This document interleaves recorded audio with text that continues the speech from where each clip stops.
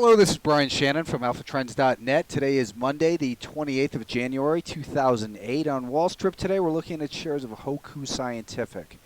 Symbol here is HOKU.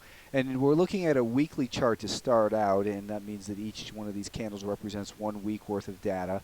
And we're going back looking at about till 2005. And what you can see here is that the stock has had some resistance up near this $14 level multiple times.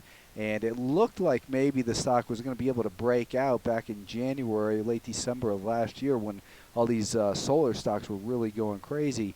But it failed up in there, and now the stock looks to be maybe trying to stabilize near this 200-day moving average.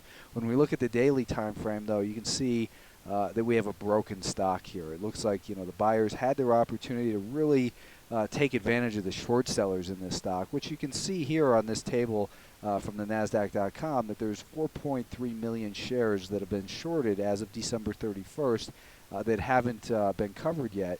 And that means that basically when the stock was up at these highs back in early January, that every one of those short sellers was underwater. However, it looks like the short sellers are back in control of this stock.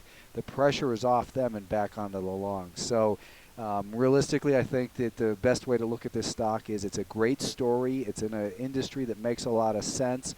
But good stories and good industries don't always make good investments all the time. You have to wait for the timing to be right. And in the case of these little speculative issues like this, there's some great trading opportunities, but I think that until they can become profitable and really get back above this $14 level and hold above there, then you really want to look at this stock as a trading stock only.